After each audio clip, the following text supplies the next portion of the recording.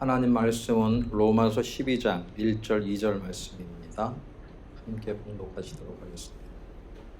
그러므로 형제들아 내가 하나님의 모든 자비하심으로 너희를 권하노니 너희 몸을 하나님이 기뻐하시는 거룩한 산 제물로 드리라.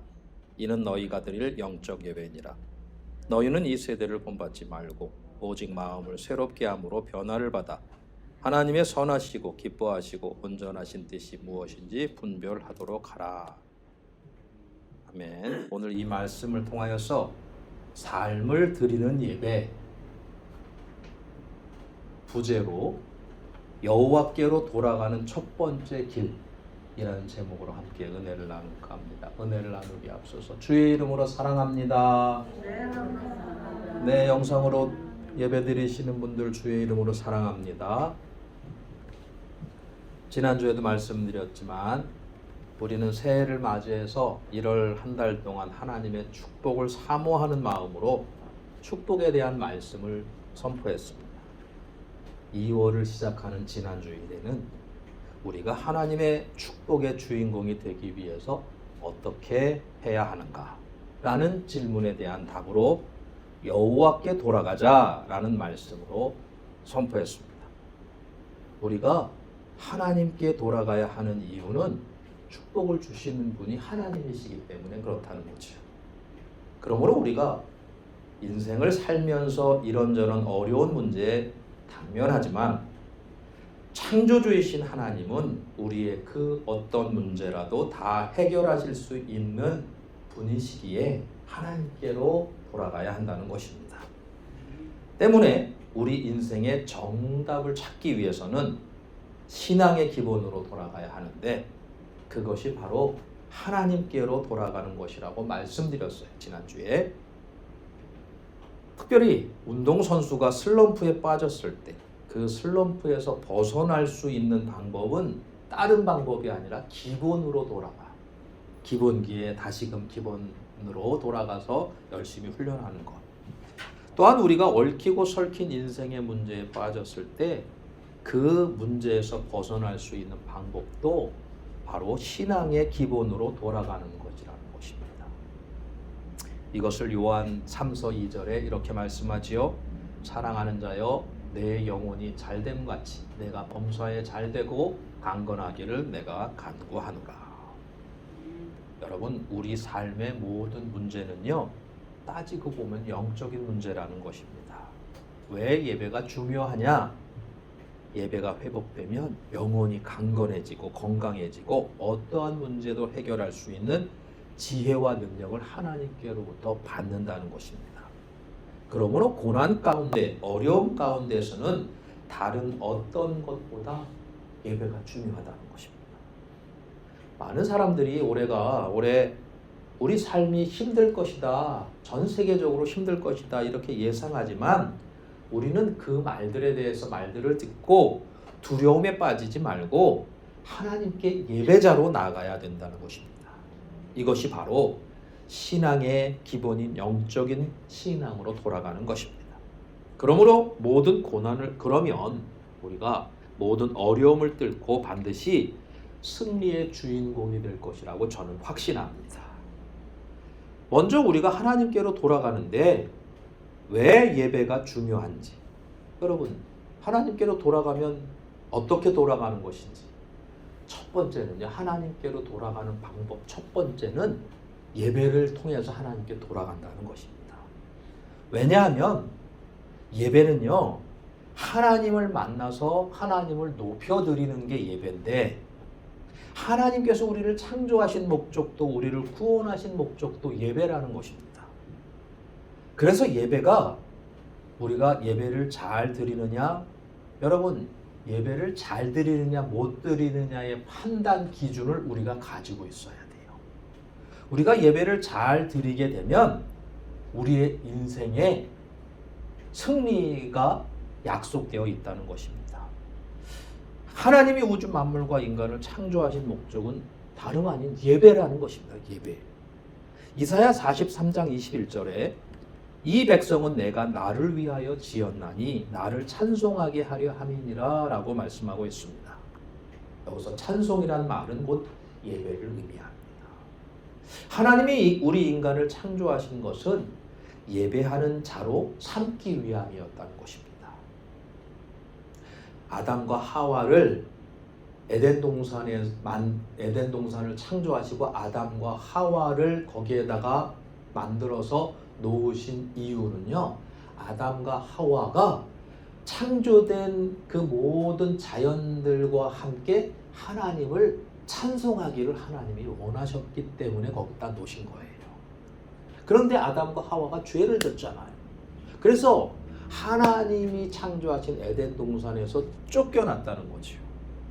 그 죄로 말미암아 우리는 영원한 사망에 빠지게 되었는데, 예수님이 그러한 우리의 죄를 대신하여 십자가에 피 흘려 죽으시고 부활하셨지 않습니까?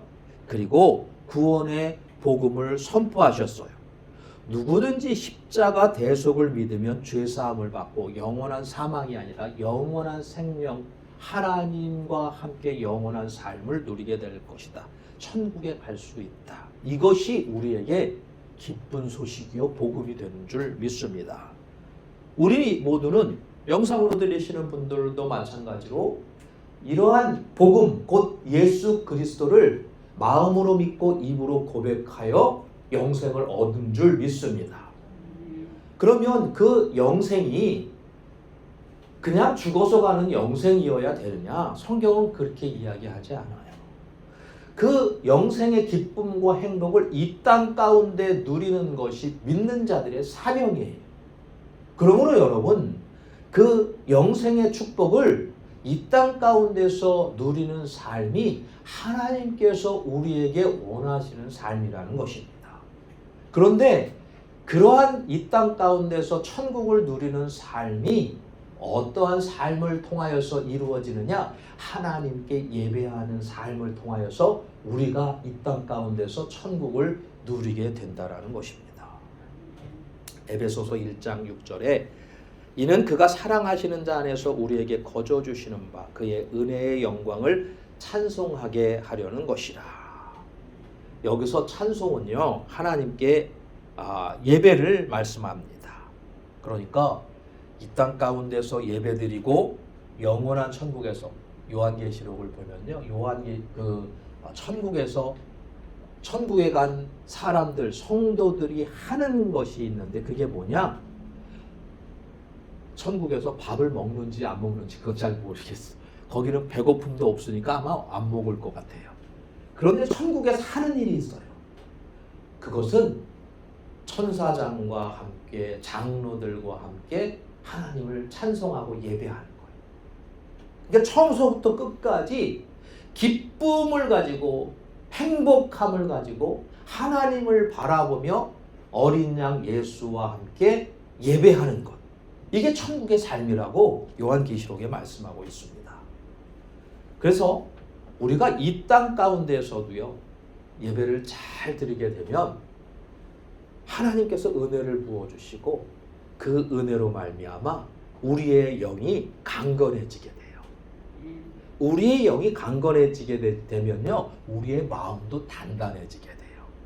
그래서 어떠한 이야기를 듣게 되면 그 이야기에 사로잡히지 않고 그 이야기를 한 귀로 듣고 한 귀로 흘리게 됩니다. 오직 귀에, 또한 눈에, 생각에 집중되는 것은 하나님의 말씀이요 하나님의 은혜가 된다는 것입니다.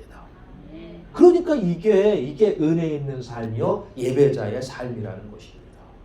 그래서 그 실례로 아브라함이 이 예배 생활의 승리에서 여러분 복의 근원이 되었지 않습니까? 또 사무엘상 2장 이하를 보면 엘리 제사장과 그 아들들, 이스라엘에서 최고 신앙의 가문이에요. 대제사장 가문. 그런데 그 대제사장 가문이요, 망했어요. 망한 게 아니라 다 죽었어요. 왜? 예배에 실패했기 때문에. 그런데 한나와 사무엘은요, 그냥 평범하다 못해 그냥 그럭저럭한 그런 가문이었는데 예배를 잘 드림으로 말미암아 하나님의 영광의 도구가 되었다는 것입니다. 그래서 사무엘상 2장 30절에 이렇게 말씀합니다. 나를 존중히 여기는 자를 내가 존중히 여기고 나를 멸시하는 자를 내가 경멸하리라. 하나님을 존중하는 것이요 바로 예배예요. 하나님이 그래서 하나님을 존중하면 하나님도 우리를 존중해 주신대요. 예, 할렐루야. 이 하나님이 하나님께 존중받는 사람은요 하나님께서 책임져 주시는 사람. 여러분 모두 하나님께 존중받고 하나님께서 책임져 주시는 여러분 모두 되시길 바랍니다. 그러니까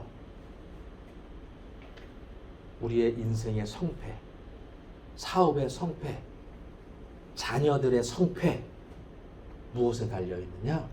예배에 달려있다는 거예요. 네. 그런데 인생이 왜 망가지고 불행해질까요? 교회 열심히 다니고 예배 열심히 열심히 드리는데 왜 힘들고 어려울까요? 여러분, 예배에 대해서 고민하지 않기 때문에. 그냥 주일이니까 예배 드려야지. 의무적인 예배. 내 마음은 메마르고 컬컬하고 삶의 문제 때문에 짓눌려서 어떻게 하지? 그러나 예배를 통해서 공급되어지는 그 상황 가운데서 예배를 통해서 공급되어지는 은혜가 있다면 그것을 떨쳐버릴 텐데 그러한 은혜를 못 받는 그러한 예배, 의무적으로 다니는 예배, 그러면요 삶이 점점 무거운 짐으로 가득 찬다는 거예요. 여러분, 가뜩이나 힘든데 생각에 무거운 짐이 가득 내가 짊어지고 있으면 여러분 삶이 행복합니까? 기쁘겠습니까? 더 힘들어지죠. 여러분, 우리가 이러한 주님께서 말씀하셨잖아요. 수고하고 무거운 짐진 자들아 다 내게로 오라. 내가 너희를 쉬게 하리라. 여러분, 나의 삶의 무게뿐만 아니라 다른 사람이 나에게 주는 삶의 그러한 두려움조차 주님께 오늘 이 시간 맡겨버리시기를 바랍니다. 예배 시간에 와서 여러분 무엇을 가지고 돌아가셔요? 그냥 예배에 와서 내가 예배 드렸다. 그러한 어떤 자위를 위한, 자기 만족을 위한 예배를 드리십니까? 아니에요. 여러분, 예배 시간에 하나님의 약속의 말씀이 내게 기쁨이 되어야 될 줄로 믿습니다. 내게 소망이 되어야 될 줄로 믿습니다. 내게 확신이 되어야 될 줄로 믿습니다. 이게 하나님께서 기뻐하시는 예배요. 예배를 통해서 우리에게 주시고자 원하시는 하나님의 은혜와 축복인 줄 믿습니다. 그러면 우리가 수없이 예배를 드렸고 수없이 예배에 대해서 설교를 들었는데 바른 예배란 과연 무엇일까요? 오늘 본문 1절을 봅니다. 그러므로 형제들아 내가 하나님의 모든 자비하심으로 너희를 권하노니 너희 몸을 하나님이 기뻐하시는 거룩한 산 제물로 드리라. 이는 너희가 드릴 영적 예배니라. 여러분, 예배는 하나님이 받으시는데 우리 예배가 영적인 예배가 먼저 되어야 돼요. 영적인 예배는 어떤 예배냐? 하나님이 이 자리에 임재하신 예배, 신령과 진정으로 드리는 예배. 신령은 성령님이세요. 진정은 뭐냐? 진실 예수 그리스도예요. 예배의 가운데 성령님이 함께 하시고 내 안에 예수님이 보혈을 가지고 함께 하시는 예배. 그래서 예배를 통해서 예수님의 보혈이 흘러 내 죄가 씻김받고 성령의 은혜와 능력을 받아 내가 소망을 갖게 되고 힘을 얻게 되고 지혜를 얻는 이러한 예배. 이러한 예배가 영적인 예배인데 여러분, 이 영적인 예배는요 그냥 단순히 우리가 예배를 드렸다라는 것으로 만족하는 그런 예배가 아니라 정말 우리의 마음 가운데, 우리의 생각 가운데 마음이 바뀌어지고 생각이 바뀌어지는 하나님의 성령의 기름 부으심이 있는 이러한 예배여야 된다는 것입니다. 예배를 어떻게 설교를 할까? 그러면서 하늘의 문을 여서서 찬양을 하는데 갑자기 성령의 기름 부으심이 주체할 수가 없이 저에게 임하는 거예요. 그러니까 눈물을 요즘 제가 눈물을 안 흘리잖아요. 눈물을 안 흘리려고 아무리 했어도 그냥 막 떨어지는 거예요. 여러분, 이 예배 가운데 성령님께서 임하신 줄 믿습니다. 주님의 보혈이 흐르는 예배인 줄 믿습니다. 이 주님의 보혈이 여러분 머리에서부터 발끝까지 여러분 심령 속에까지 흐르기를 축복합니다. 영상으로 예배 드리시는 분들도 마찬가지입니다. 예수 그리스도의 속죄의 보혈이 여러분 머리에서부터 발끝까지 여러분 심령 가운데 세포 하나하나 가운데 흐르기를 축복합니다. 여러분, 이 예수 그리스도의 보혈이 흐르는 예배, 그러면요 하나님께서 이 보혈의 은혜로 말미암아 자동적으로 성령을 기름 부어 주셔요. 여러분 마음이 갑자기 다른 생각이 아무 생각도 안 들고 예배에 집중하게 돼요. 나도 저런 성령의 은혜, 예수 그리스도의 보혈을 경험하고 싶다. 여러분 사모하시기 바랍니다. 그러면 지금 이 시간 주님께서 그 십자가에 달려 죽으신 그 손으로 여러분들을 터치하셔요. 할렐루야. 예, 딴 거 생각하지 마시고 주님의 보혈의 손이 나를 감싸고 있다라는 것을 느껴보시기 바랍니다.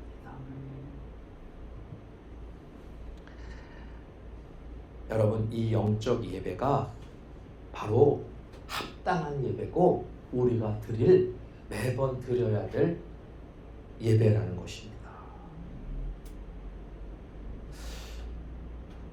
그러면 우리가 예배를 드리는데 바른 예배가 있고 합당한 예배가 있으면 바르지 않은 예배, 합당하지 않은 예배가 있나요?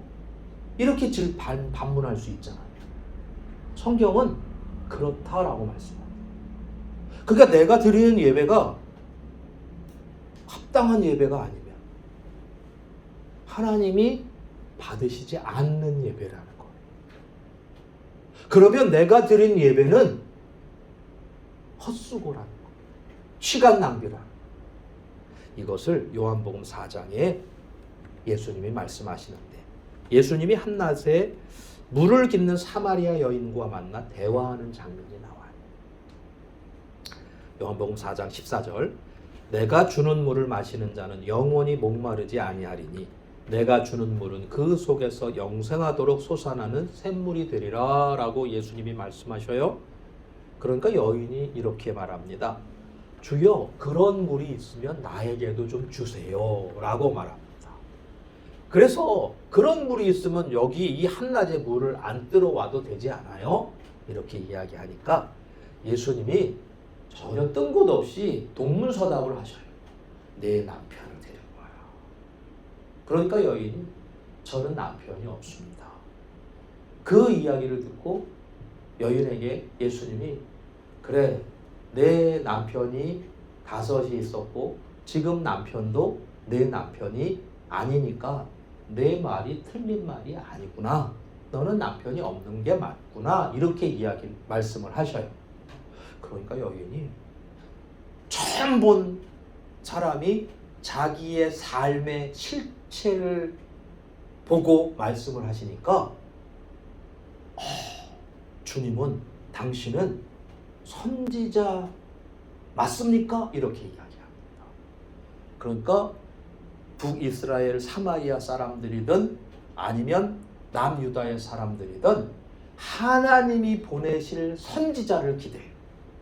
그 선지자가 구원자이기도 하고 그러니까 구약 때부터 오실 메시아를 기다리기에 그러면 당신이 그 구약 때부터 우리 조상들이 기다렸던 선지자 메시아가 맞습니까? 이렇게 물어봅니다. 그러면서 궁금한 게 있어요. 찜찜한 게 있어요. 지금까지 유다 사람들은 사마리아 사람들이 드리는 예배는 가짜다. 그거는 거짓된 예배다. 소용없는 예배다. 이렇게 이야기를 하는데 그래도 하나님의 도우심을 바라고 우리는 예배를 드렸는데 이스라엘 사람들이 예루살렘에서 드리는 예배가 아니면 다 가짜다라고 그러는데 그게 맞습니까? 이렇게 물어봅니다. 요한복음 4장 20절에 우리 조상들은 이 산에서 예배하였는데 당신들의 말은 예배할 곳이 예루살렘에 있다 하더이다. 어디서 드리는 것이 진정한 예배입니까? 오늘날로 말하자면 동영상으로 드리는 예배는 진짜 예배입니까? 예배는 꼭 교회에 와서 드려야 됩니까? 이 질문과 같은 질문이에요. 이때 예수님은요, 바른 예배에 대해서 말씀하죠. 바른 예배. 하나님이 흠양하시는 예배. 하나님이 기뻐하시는 예배. 그 예배 가운데 하나님이 임하시는 예배.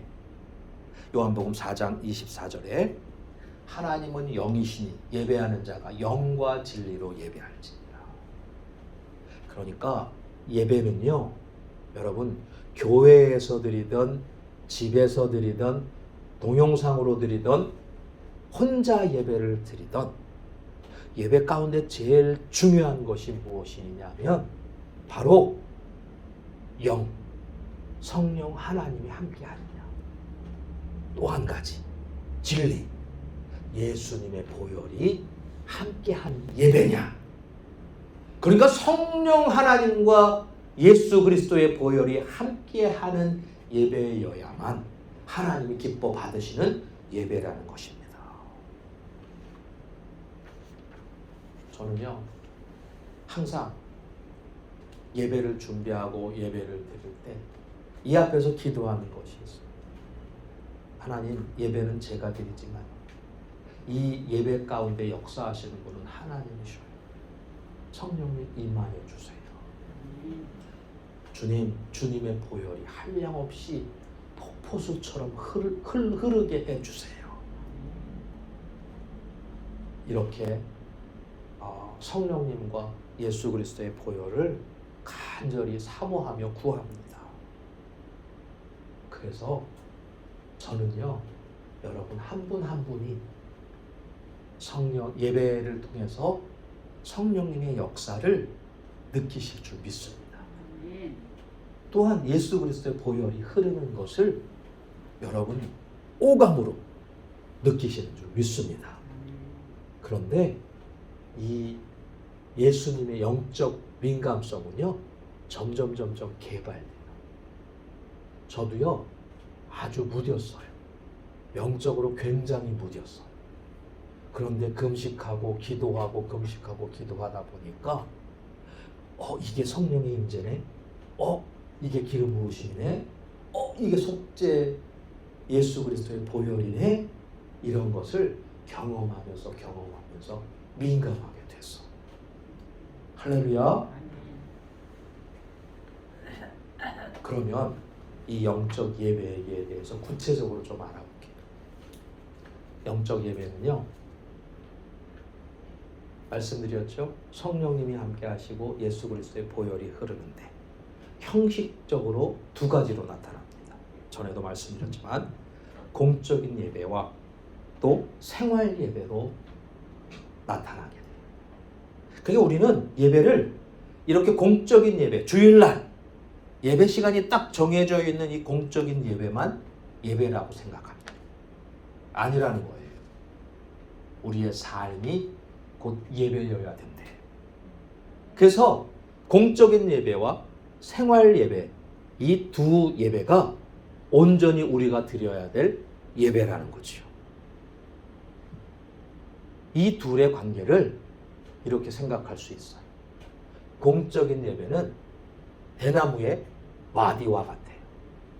일정하게 대나무가 자라면 마디가 단단하게 이렇게 마디가 생기죠. 그 마디 위에 대나무가 자라요.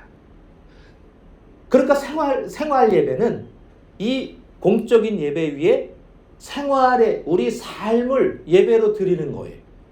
이걸 예배를 드리다가 다시 공적인 예배로 마디로 단단하게 딱 묶어야만 이렇게 될 때 대나무가 20m, 30m 자랄 수 있는 것처럼 여러분 공적인 예배와 생활 예배가 균형을 맞추어서 예배를 드릴 때 우리는 하나님이 기뻐하시는 진정한 예배자가 될 수 있다는 것입니다. 가령 공적인 예배만 드려요. 생활 예배는 없어요. 그러면 우리 삶을 통하여서 하나님께 드릴 것이 아무것도 없어요. 예배 가운데 내가 하는 것이 뭐가 있어? 하나님께서 원하시는 것은요, 예배 드리는 나의 모습이 아니라 내 삶을 통해서 어떤 예배를 드렸느냐를 하나님께서 보신다는 거예요. 그러니까 공적인 예배만 마디마디만 있는 예배자는 사실은 하나님께서 뭐라 그럴까요? 복을 주시고 싶어도 상급을 주고 싶어도 그러한 조건이 없다는 거죠.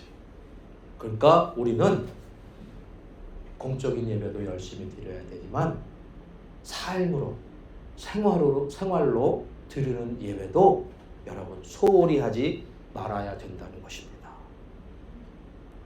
여기에서 우리가 하나님께 돌아가기에 대한 진정한 의미를 깨달을 수 있어요. 여러분, 첫사람 아담과 하와를 만드시고 그들을 왜 에덴에 두셨을까요? 에덴 동산에 천지를 창조하시고 아담과 하와를 두셨는데 아담과 하와야 잘 먹고 잘 살아라 이렇게 하시기 위해서 에덴 동산에 아담과 하와를 두신 것이 아니라 에덴 동산에서 아담과 하와와 하나님이 함께 하시고 싶어서 거기서 두셨어요. 출애굽하는 이스라엘 백성들에게 장막을 만들어서 하나님이 거할 처소를 만들어라. 성소와 지성소를 만들어라. 왜 광야에 출애굽하는 이스라엘 백성들에게 장막을 만들어서 하나님의 처소를 만들라고 하셨나요? 이스라엘 백성들에게 더 힘들게 하려고? 심판하시면서 채찍질을 하려고? 아니요. 하나님이 그 이스라엘 백성들에게 내가 너와 함께 있으라. 함께 있고 싶어서 이스라엘 백성 한가운데 하나님이 계실 만한 처소를 만든 거예요. 마지막으로 우리에게 적용해 봅니다. 하나님은 왜 우리에게 예배를 드리라고 하실까요? 우리의 찬양을 받아먹고 싶으셔서?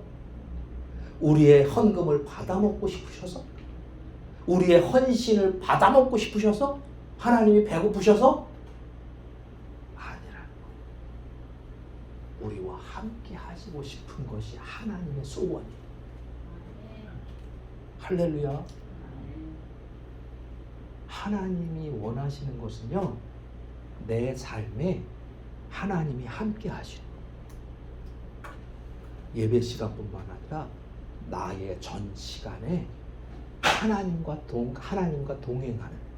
그래서 내 삶이 하나님을 의식하며 하나님을 느끼고 하나님과 동행하는 삶.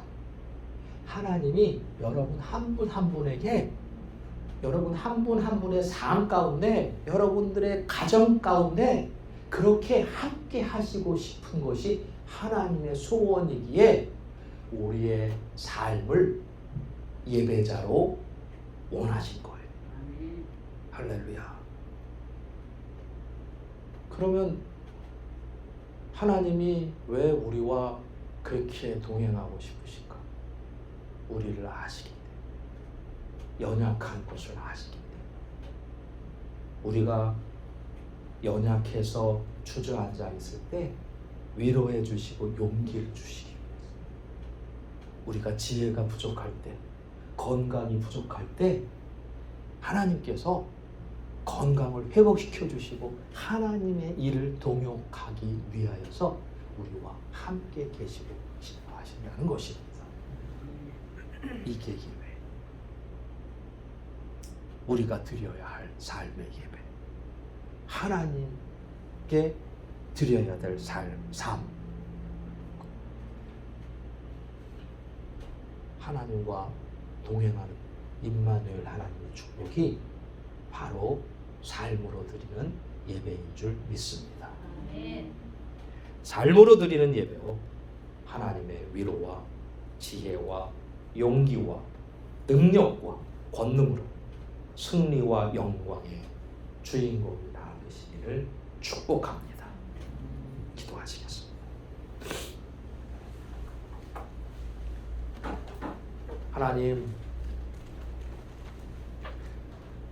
우리의 모든 삶을 통하여서 임마누엘 하나님의 은혜와 축복을 우리에게 주시기를 원하셔서 삶을 드리는 예배자로 우리를 부르셨는데 우리는 잠깐 공적인 예배만으로 하나님을 다 예배했다라고 생각한 적 참 많이 있습니다. 이 시간 그것을 회개합니다. 그리고 앞으로는 우리의 모든 시간을 통하여서 주님과 동행하는 삶으로 드리는 예배자가 되기를 소원합니다. 친히 성령의 기름 부으심으로 충만하게 임하여 주시고 우리 심령 가운데 예수 그리스도의 보혈을 부어 주셔서 항상 예수 그리스도의 보혈의 능력과 성령의 권능으로 이 땅에서의 삶이 하나님과 동행함으로 말미암아 천국에서 누리는 행복한 삶, 그러한 행복한 삶을 기쁨과 행복한 삶을 이 땅에서 누리는 사랑하는 우리 모든 성도님들 다 될 수 있도록 주여 축복하여 주시옵소서. 이 시간 말씀을 붙잡고 기도하기를 원합니다. 하나님, 지금 이 시간 임하여 주시고 주님의 보혈을 부어 주시옵소서.